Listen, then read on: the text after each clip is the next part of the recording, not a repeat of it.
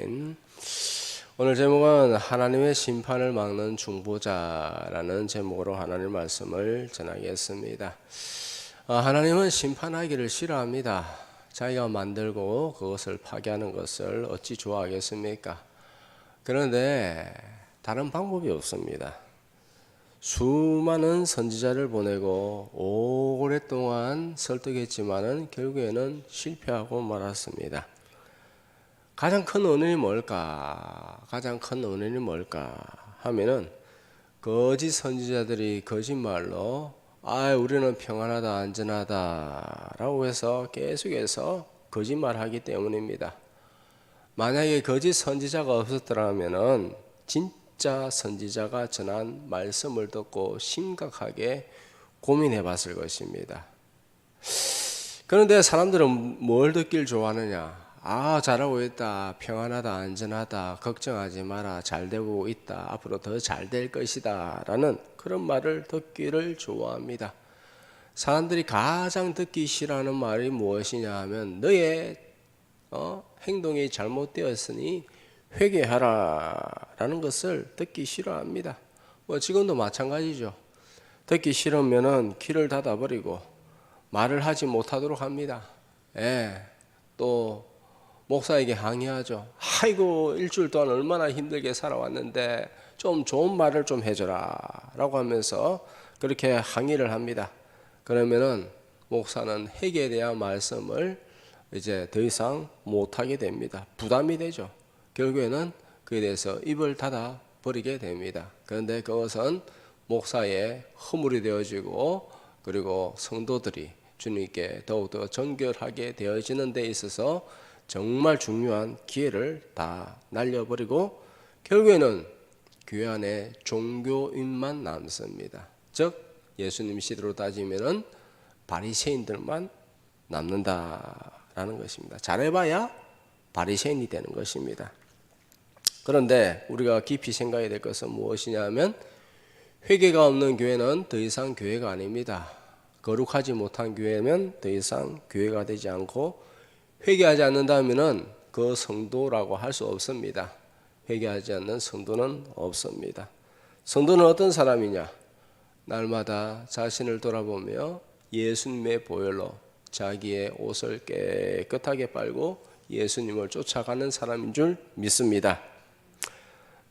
남유다 사람들은 거짓 선지자의 말을 듣고 잘하고 있다 하니까는 더 이상 회개할 게 없죠.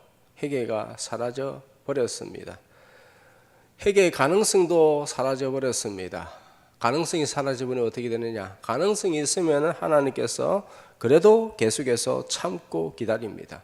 그런데 가능성마저 사라져 버리면 하나님께서는 심판하실 수밖에 없습니다. 31절 시작. 내가 내 분으로 그 위에 쏟으며 내 진노의 불을 멸하여 그들의 행위대로 그들 머리에 봉하였느니라. 아멘.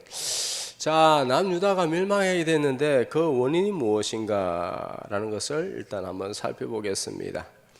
개인의 생사화복도 하나님의 손에 있습니다. 한 나라의 흥망성쇠도 하나님의 손에 달려 있습니다. 하나님은 자비롭고 은혜롭고 사랑과 긍휼이 충만합니다. 웬만하면 진노하거나 심판하지 않습니다. 계속해서 선지자를 보내죠. 계속해서 돌아올 수 있는 기회를 줍니다. 오랫동안 기다리시고 오랫동안 참아줍니다. 그러나 끝까지 참지는 않죠. 돌아올 가능성이 없으면은 한계점을 넘어버리면 하나님께서 어쩔 수가 없는 거예요. 하나님의 인내의 한계가 있습니다. 뭔 하나님의 인내의 한계가 있습니까? 하나님 무슨 한계가 있습니까? 이 한계라는 것은 하나님의 한계가 아니라 사람이 돌아올 가능성이 전혀 없는 사람의 한계죠. 그래서 하나님의 인내가 바닥난다는 의미는 무엇이냐면 사람이 돌아올 가능성이 전혀 없다. 제가 정수리까지 차면은 결국에는 한없수 없이 새롭게 시작합니다. 새롭게 완전히 멸해버리기보다는 새롭게 시작한다라는 것입니다. 자, 남유다는요 총체적으로 타락하고 부패하였습니다. 썩은 내가 온 천지를 진동하였습니다. 읽어보면은 참 사회 각계각층들이 전부 다 타락한 것을 볼 수 있는데, 먼저 하나님께서 누구의 제약에 대해서 지적하시느냐 하면 선지자들, 25절이죠. 25절에 보면 선지자들의 제약에 대해서 그렇게 지적한다. 선지자들 중에서 보면은 99% 정도가 다 거짓 선지자였습니다. 예, 좋은 말 하면은 음식물을 이렇게 딱 가지고 있고, 좋은 말 하면은 그 음식물을 주면 좋은 말하고, 대우 안 해주면 악한 말하고. 예. 그 다음에 제약은 어떤 제약을 지적하시느냐 하면 26절에 제사장의 제약입니다. 제사장의 제약. 참 하나님 입장에서는 이런 모습을 보시고 얼마나 속에서 불이 올라올까라는 생각이 듭니다. 예, 율법을 범하고 성전을 더럽히고 안식일을 더럽히고 하여튼 그런 내용들입니다. 27절에는 위정자들의 제약입니다. 간단하게 말하면 뇌물을 받고 판결을 하고 그리고 힘없는 자를 억압하고 뭐 그런 내용들입니다. 자, 힘없는 자들이 억울함을 당합니다. 그러나 그것으로 끝이 아닙니다. 지도자들만 그렇게 부패한 것이 아니라 일반인들도 그렇다. 그들은 심령이 포악합니다. 예? 자기밖에 몰라요. 자기밖에 몰라요. 가난하고 자기보다 더 궁핍한 자들을 학대합니다. 예, 일반 서민들조차도 갑질하는 거예요. 지가 조금 더 힘이 있다 싶으면 막 갑질하고 약탈하고 막 욕을 하고, 자기보다 더 어려운 사람, 나그네, 가부 이런 사람들을 보면 더 심하게 학대하고, 예? 지도자에 있는 사람이나 평민이나 도찐개찐이에요. 그러니까는 총체적으로 사람들의 마음이 아주 심령이 포악하고 사납고 공격적이다라는 것입니다. 자, 남유다의 제약을 세 가지로 정리하면 이렇습니다. 첫째는 영적인 죄. 모든 죄의 근원은 영적인 죄입니다. 무슨 말이냐? 영적인 죄가 뭐냐 도대체? 영적인 죄가 뭐냐 하면은 하나님과의 관계가 잘못됐다. 하나님과의 관계가 그러면 무엇을 보면 알 수 있는가? 하나님을 경외하는 마음이 있는가? 하나님을 두려워하는 마음이 있는가? 라는 것입니다. 물론 그들은 형식적인 제사를 안식일 때마다 꼬박꼬박 제사를 드렸습니다. 안식일 되면 성전에서 예배를 드렸습니다. 그런데 그 마음에는 하나님을 경외하는 마음이 없었다. 하나님을 두려워하는 떨리는 마음이 없었다 라는 것입니다. 하나님 말씀에 대해서 떨리는 마음이 없다 라는 것입니다. 그러다 보니까는 종교적인 의식에 불과했다 라는 것이죠. 그들은 하나님을 섬긴다고 하지만은 바알과 아세라를 섬겼습니다. 세상을 사랑했습니다. 예. 자, 그러니까는 영적인 죄가 있으면은 자연스럽게 두 번째로 어떤 죄가 발생되냐 하면은 도덕적인 죄가 발생됩니다. 영적으로 타락하면 도덕적인 타락이 자연스럽게 일어납니다. 예. 자, 로마서 1장 28절 시작. 또한 그들이 마음에 하나님 두기를 싫어하며 하나님께서 그들을 그 상실한 마음대로 내버려 두사 합당하지 못한 일을 하게 하셨으니. 자, 마음에 하나님 두기를 싫어해요. 그럼 어떤 현상이 생기느냐? 마음이요 더러워집니다. 왜 거룩을 잃어버리느냐? 왜 성도가 교회가 거룩을 잃어버리느냐? 왜 거룩하지 못하느냐? 왜냐하면 마음에 하나님 두기를 싫어하기 때문입니다. 하나님은 어떻게 하시느냐? 그러면 그에 대해서 하나님은 어떻게 하시느냐 하면 말씀대로 그 상실한 마음대로 살게 내버려 두신다. 네 마음대로 살아라는 거예요. 네 마음대로 살아라. 하나님을 마음에 두기 싫어하는 자들에 대해서 하나님께서 막 그렇게 물론 성령님께서 말할 수 없는 탄식으로 간구하시는데, 그럼에도 불구하고 자기 마음대로 살고자 하면은 하나님께서 상실한 마음대로 살게 내버려 두신다. 그러하여서 어떤 일이 생기는가? 합당하지 못한 일을 하게 그냥 내버려 두신다. 유기한다는 거예요. 이 신학적 용어로 유기입니다. 그럼 결국 어떻게 되는가? 심판을 받게 된다. 영적인 죄가 있으면요, 도덕적으로 타락하게 되어지고 결국에는 심판을 받게 돼요. 즉 이걸 갖다가 오늘날로 말하면 교회가 타락하면 세상은 도덕적 타락이 극에 달하고 사람의 마음이 아주 강팍하게 된다. 오늘날 사람들이 왜 그렇게 이기적이고 강팍하고 막 억압하고 공격적이고 급하고 막 그러냐 하면은 왜 그러냐? 사실 알고 보면 성도가 타락하기 때문에. 교회가 타락하면 세상은 자연적으로 타락하게 됩니다. 왜? 너희는 세상의 소금이기 때문에. 소금이 맛을 잃으면 땅에 밟히고 있죠, 그렇죠? 땅에 밟히고 있죠. 소금의 역할은 뭡니까? 부패를 막는 거예요. 이 세상의 부패를 막는 거예요. 우리가 세상의 빛이에요. 세상의 빛이란 무엇이냐면 세상에 인간이 살아가는 스탠다드다, 표준이다, 기준이다. 우리가 삶에 있어서 인간으로서의 기준이 되지 못하면요, 세상은 무너져버려요. 완전히 동물이 되어져 버려요. 그래서 내가 바로 서 있으면은 세상이 그것을 보고 바르게 서게 되는 거죠. 도덕적인 타락이 극에 달하지 않습니다.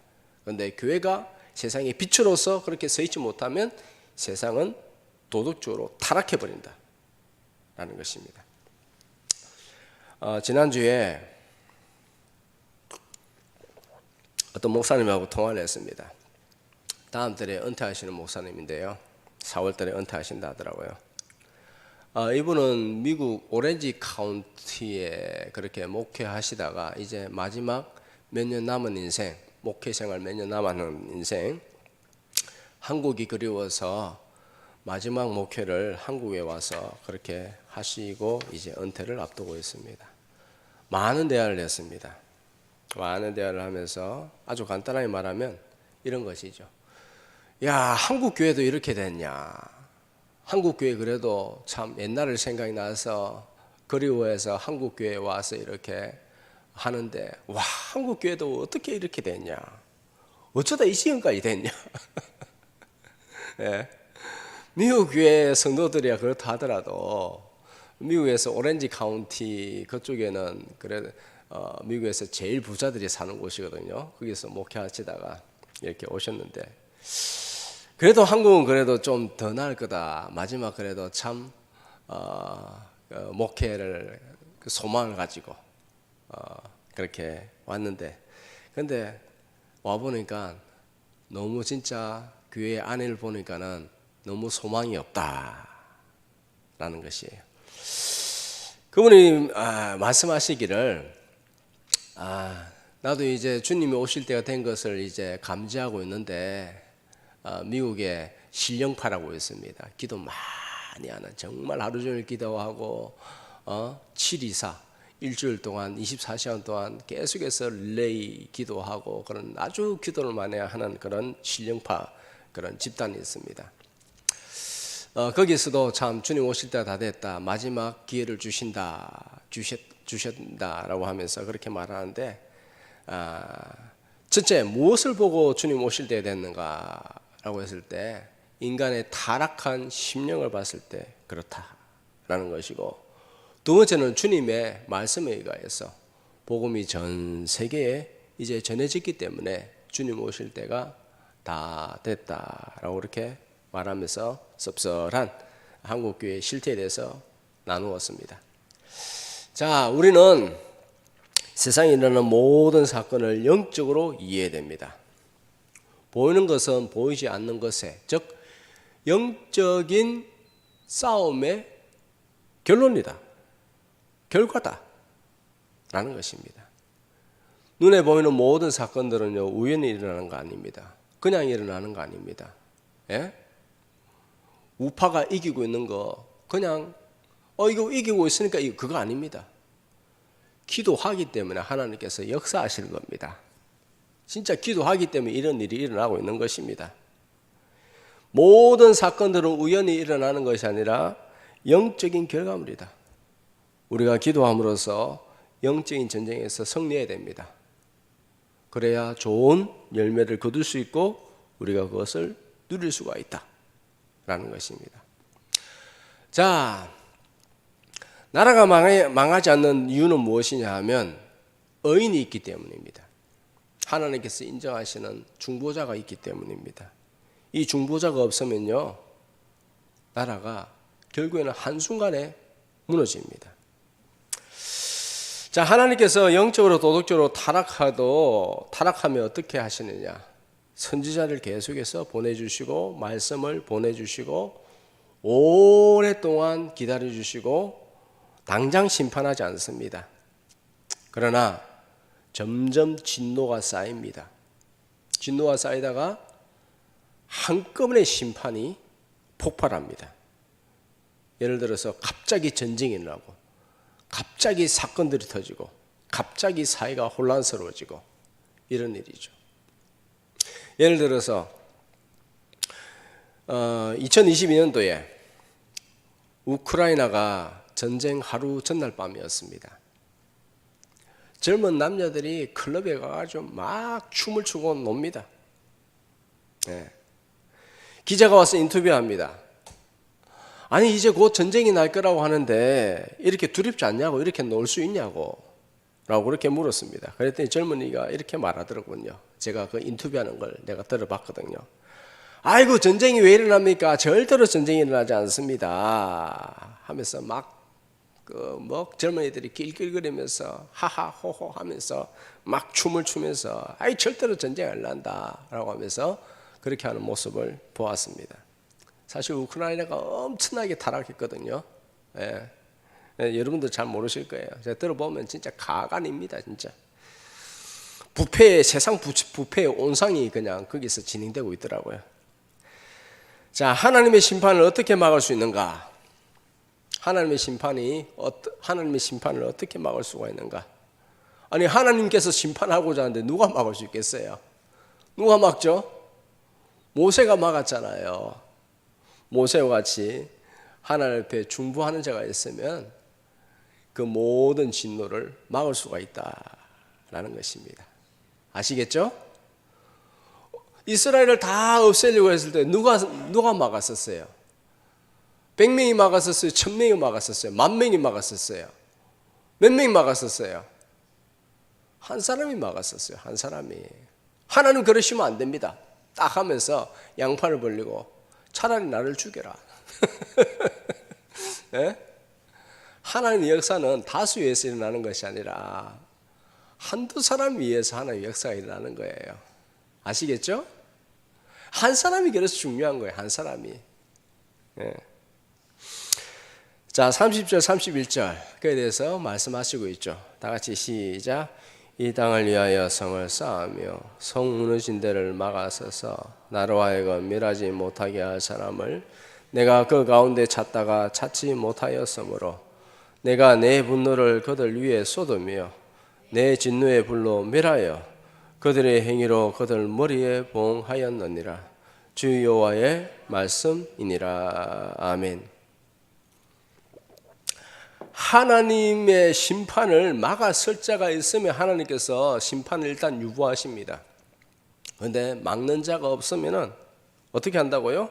내 분노와 내 진노의 불로 그들의 행위대로 그 머리에 봉하리라. 네. 막는 자가 없으면요 하나님께서 심판하신다는 거예요. 네. 진노를 막을 자가 누군가? 중보 기도자입니다. 중보 기도자. 모세와 같이 자신의 생명을 걸고 하나님의 긍휼을 구하며 그렇게 진노를 막아서는 자가 있으면은 하나님의 심판이 연기되는 줄 믿습니다. 왜냐하면 아직 가능성이 있기 때문이죠. 한 사람이 그렇게 기도하고 하나님 마음에 물 붙으면 가능성이 있습니다. 우리는 기도해야 됩니다. 내가 그 한 사람으로 그렇게 살아가야 될 줄 믿습니다. 그렇게 하기 위해서는요 하나님 마음이 어떨까에 대해서 집중해야 돼요. 지금 사람들은 내 중심에, 자기 중심에, 내 마음, 내 기분이 우리 성도들도 계속 아프고 이러니까 제 마음이 참 어렵더라고요. 그래서 참 어제는 상당히 마음이 좀 눌러져 있었어요. 그런데 하나님께 주시는 마음이 있었더라고요. 오늘 기도할 때 그 주신 그 기도 구절이에요. 오직 나의 의는 믿음으로 말미암아 살리라. 그래, 믿음으로 살아야 된다. 믿음으로 살아야 된다. 예. 자, 한 사람이 얼마나 중요한가? 우리나라를 보십시오. 우리나라도 대통령 탄핵의 순간에 참 어려운 절대절명의 시기에 있었죠, 그죠? 우리는 기도했습니다. 기도하는 가운데 깨어있는 목사님 한 분이 일어나서 한국을 살려야 되겠다라고 하면서 영어로 하면 뭐냐? Save Korea. 한국을 살려달라고 하면서 Save Korea를 외치며 그렇게 일어선 목사님 한 분 계시죠. 그래서 그러다 보니까는 2030들이 막 깨어나기 시작했습니다. 자, 세이브 코리아에서 이제 그 목사님이 찬양을 이제 교회에서 주최를 하니까요. 찬양을 하고 기도를 하고 설교를 하고 뭐 그렇게 먼저 시작하잖아요. 그러면서 또 우파 사람들 모여가지고 또 그렇게 말을 하고 그렇게 하니까는 이 대해서 잘 모르는 사람들은 왜 기도부터 시작하느냐, 왜 찬양을 하느냐, 우파 모임 아니냐. 세이브 코리아가 어떻게 시작한지 모르는 사람들도 그렇게 말하는 것을 막 댓글에 막 올라오는 거예요. 기도 그만해라, 찬양 그만해라 막 하면서 딱 댓글이 올라와요. 실시간에 이렇게 보면은. 예, 참 재밌다라는 생각이 듭니다. 예. 그렇지만 일단 다시 돌아가서 정말 하나님께서 한 사람을 갖다가 일으켜서 이 국민들을 깨어나게 하시는 줄 믿습니다. 이를 통해 가지고 2030들이 많이 깨어났어요. 심지어 10대들까지 나와가지고 시국선을 하고 그렇게 외치는 것을 볼 수 있습니다. 참 우리는 뭐 당장 힘이 없어가지고 나가서 그렇지 못하지만 우리는 더 중요한 일을 지금껏 해오고 있습니다. 주중에 계속해서 중보기도 하고 있습니다. 합심해서 우리는 기도해야 됩니다. 개인이나 민족이 죄를 지었다고 금방 망하지 않습니다. 하나님은 오래 참으십니다. 계속해서 기회를 주십니다. 심판을 받기 전에 회개하면 하나님은 기뻐하면서 심판을 진노를 거두어 가십니다. 민족이 죄를 지었을 때 깨어있는 자가 중보기도 하면 하나님의 심판을 피할 수 있습니다. 왜냐하면 아직은 가능성이 있기 때문이다. 그러나 한 사람도 없으면 더 이상 하나님께서 기다릴 수가 없습니다.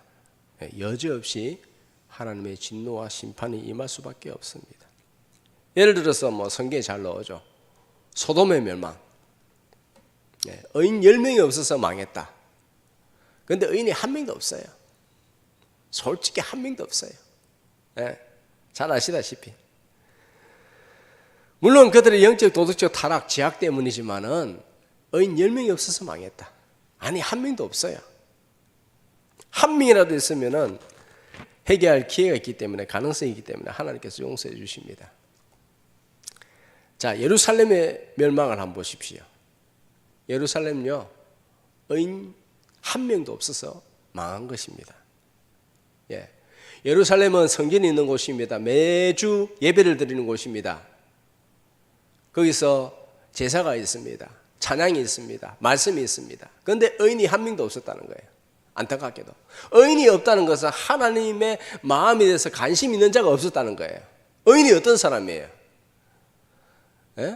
하나님의 마음에 관심 있는 사람이에요. 하나님 마음은 어떨까? 하나님께서 보시고 그에 대해서 어떤 마음을 가지실까? 자, 예레미야 5장 1절. 한 명도 없었다. 시작. 너희는 예루살렘 거리로 빨리 다니며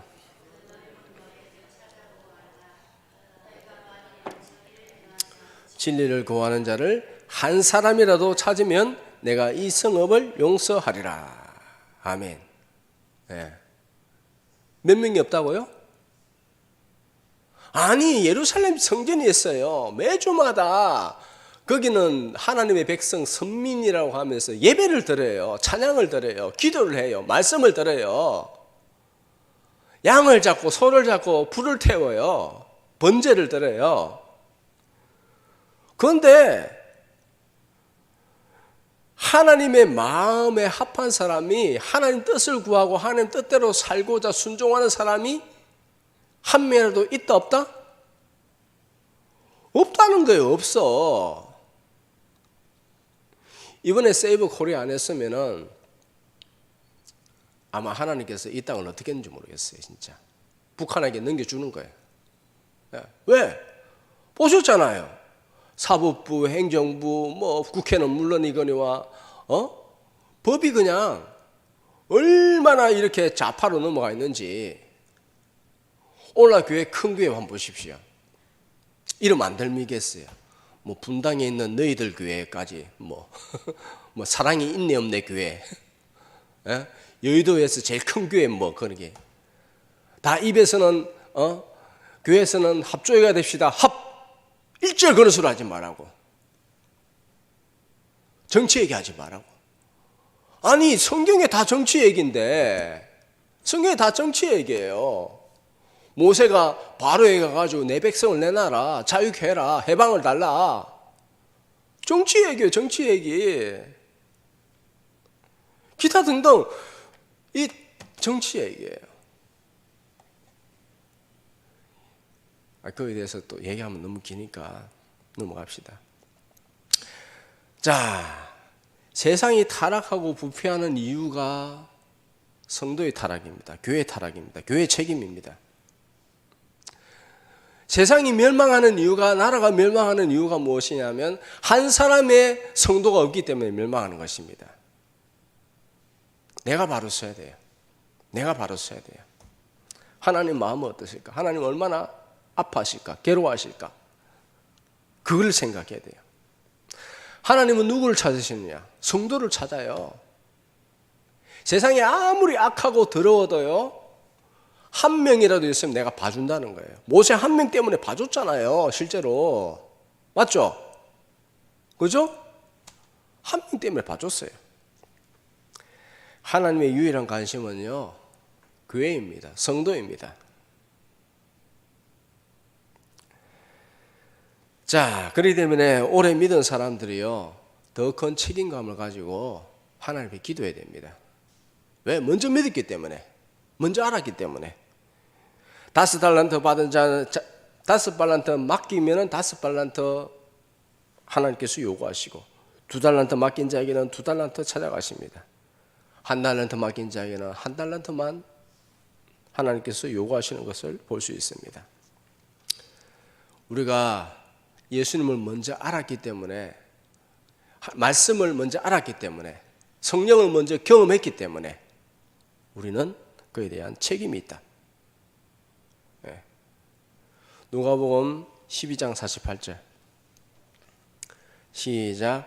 알지 못하고 맞은 일을 행한 종은 적게 맞으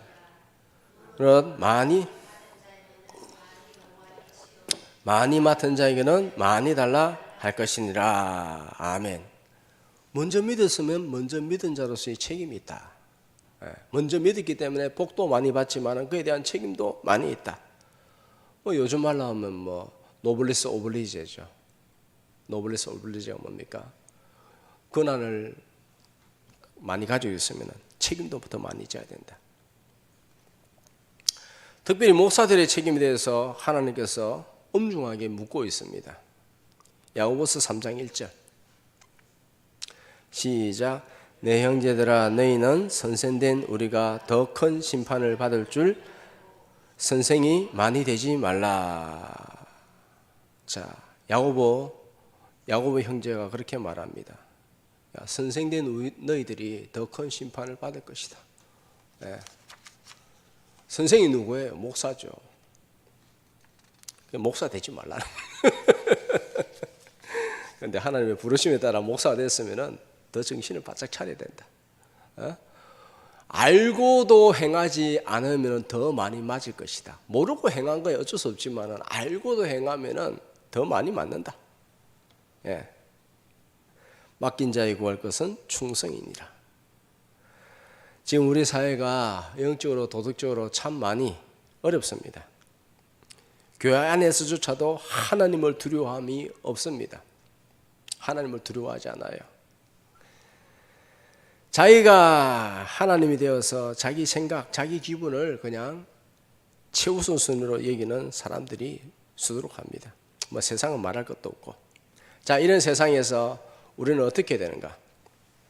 간단하게 세 가지만 말씀드리면요.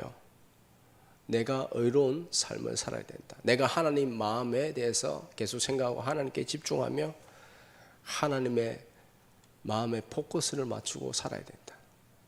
예. 하나님과 나는 인격적인 관계예요. 인격적인 관계라는 것은 지적으로 그리고 감정적으로 소통한다는 것입니다. 예. 내가 의로운 삶을 살아야, 내가 정말 하나님께서 기뻐하시는 삶을 살아야 된다. 때로는 그런 생각이 들 수 있습니다. 나 혼자 어렵게 산다고 뭐가 달라지나? 예, 달라집니다. 그런데 나 혼자 이렇게 살면 나에게 무슨 유익이 있는가? 하나님께서 반드시 그 사람을 챙겨줍니다. 책임져 주십니다. 넘치도록 책임져 주십니다. 하나님께서 한 사람을 찾으십니다. 한 교회를 찾으십니다. 우리는 주님께서 기뻐하시는 교회로 서야 될 줄 믿습니다. 그리고 눈물로 중보기도해야 됩니다. 모세의 중보기도. 하나님께서 나에게 주신 사명입니다. 예루살렘에서 한 사람이라도 있으면 나라를 망하지 않게 하겠다. 예, 우리는 그런 한 사람으로 살아가야 될 줄 믿습니다. 그렇게 어려운 거 아니에요. 하나님의 마음에 대해서만 집중하면 돼요. 예. 한 사람의 기도가 하나님의 진노를 막아버린다. 하나님 그거 그렇게 하면 안 됩니다. 하나님 그거 그렇게 하면 안 됩니다. 용서해 주십시오. 예수님의 보혈로 용서하여 주옵소서. 나도 더러운 죄인이지만은 예수님의 보혈로 주님 내가 그런 권리를 얻었사오니 하나님의 자녀가 되었사오니 하나님 용서하여 주시옵소서. 그리고 마지막으로는 열심히 복음을 전해야 됩니다. 세상이 타락할수록 같이 타락할 그런 확률이 높아집니다. 자신을 보호하기 위해서라도 복음을 열심히 전해야 됩니다. 하나님의 뜻을 헤아리고 주님의 마음을 헤아리고 주님의 그 감정을 헤아릴 수 있는 마음과 마음이 그렇게 교류하는 복된 성도로 사시기를 주님의 이름으로 축복합니다.